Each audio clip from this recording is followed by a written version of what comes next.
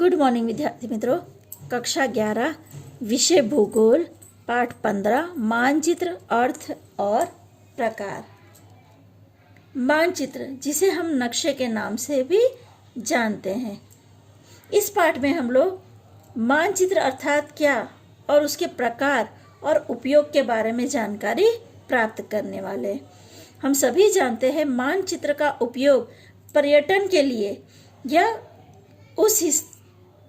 किसी भी स्थान की जानकारी के लिए उपयोग किया जाता है। हम सभी जानते हैं कि कई बार विदेशी पर्यटन हमारे देश में अलग अलग पर्यटन स्थल पर प्रवास करते हैं।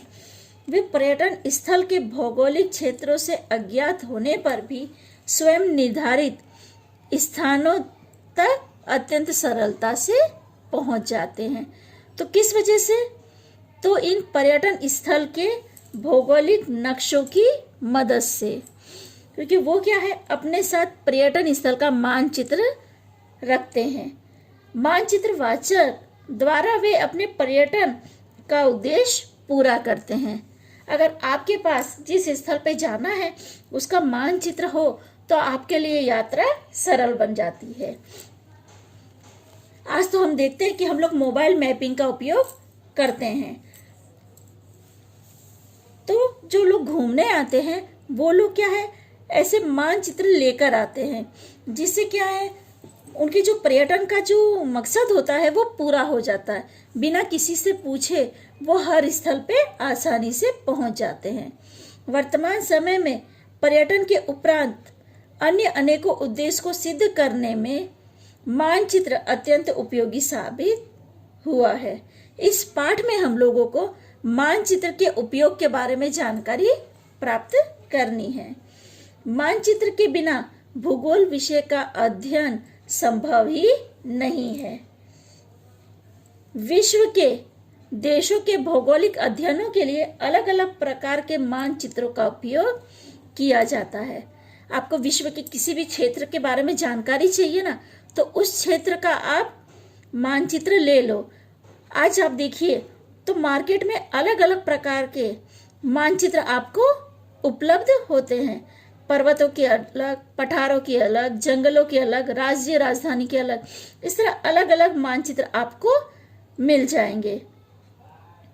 पृथ्वी पर सभी स्थानों का तुलनात्मक या प्रत्यक्ष भौगोलिक अध्ययन संभव नहीं है।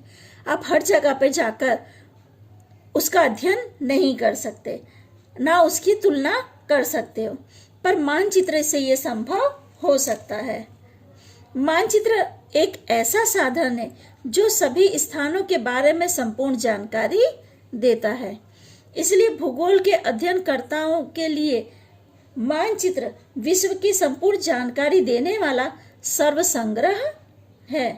मानचित्र में पृथ्वी की सतह के सभी जानकारी का आलेखन सरलता से किया जाता है। प्राकृतिक तत्वों में पर्वत, नदी, मैदान, पठार, सरोवर, वनस्पति और समुद्र, और सांस्कृतिक तत्वों में बस्ती, परिवहन, उद्योग, कृषि, सिंचाई, दूरसंचार आदि के बारे में जानकारी प्राप्त होती है। मानचित्र बनाते समय ये सभी जानकारी को शुद्धता पूर्वक आलेखित किया जाता है। अगर मानचित्र बनाते समय इन बातों का ध्यान न रखा जाए तो क्या है, मानचित्र में गलतियां होगी। अगर मंदिर है, अगर मंदिर उसकी जगह पर ना होकर दूसरी जगह पर हो तो मानचित्र गलत हो जाएगा। इसलिए उससे क्या है, मानचित्र में बनाते समय ये सभी जानकारी शुद्धता पूर्वक आलेखित की जाती है। भूगोल एक प्रायोगिक विज्ञान है। इसमें मानचित्र प्रायोगिक कार्य का एक बड़ा भाग बना है। भूगोल की एक विशिष्ट शाखा मानचित्र विज्ञान मानचित्र निर्माण का गहराई से अध्ययन करते हैं। पर्यटन के उपरांत यानी घूमने के सिवाय सेना में व्यापारी, वाहन चालक, औद्योगिक इकाई के स्थापना और सामान्य जन समाज का भी मार्गदर्शन जो है वो नक्शा करता है। मानचित्र की भाषा लिपि जानना जरूरी है। अगर आपको मानचित्र पढ़ना ही नहीं आएगा तो आप उसका उपयोग किस तरह करेंगे। इसलिए मानचित्र की जो भाषा या लिपि है उसकी जानकारी होना आवश्यक है। अगला टॉपिक है मानचित्र का अर्थ। मानचित्र शब्द का अंग्रेजी प्रायः मैप है। मूल लैटिन शब्द मैपा मुंडा से अपभ्रंश होकर मैप शब्द बना है, जिसका अर्थ हाथ में रख सके कपड़े का ऐसा टुकड़ा। यह पहले के समय में इसकी परिभाषा थी कि हाथ में रख सके कपड़े का ऐसा टुकड़ा। यह उस समय मानचित्र की परिभाषा दी थी। मिकॉन नामक पादरी ने मैपा मुंडा शब्द का प्रयोग शुरू किया था। सामान्य अर्थ में मानचित्र अर्थात वक्राकार भूसतह अथवा उसका किसी एक भाग का अवकाश से देखने पर दिखाई देने वाला छोटे प्रमाण का सांकेतिक आलेखन। आपने देखा है कि आज अंतरिक्ष में सैटेलाइट छोड़े गए। सैटेलाइट के जरिए पृथ्वी के अलग अलग भागों के चित्र हमें प्राप्त होते हैं, जिससे नक्शा बनाने में मदद मिल रही है। पहले क्या नक्शे के लिए लोग उस स्थल पर जाकर जानकारी प्राप्त करते थे, पर आज उपग्रहों के जरिए आसान हो चुका है। भूगोल में मानचित्र अधिकांशतः भूसतह के किसी भौगोलिक क्षेत्र के लिए तैयार किया जाता है।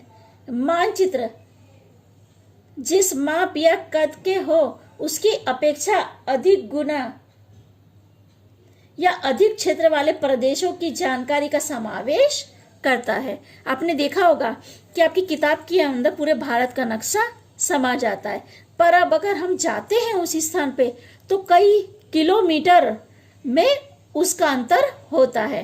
यानी नक्शे में छोटे में से में दिखाया जाता है, पर अगर हम उस जगह पर जाएं तो अपनी अपेक्षा से कई गुना अधिक क्षेत्र वाले प्रदेश की जानकारी उस नक्शे में समा जाती है।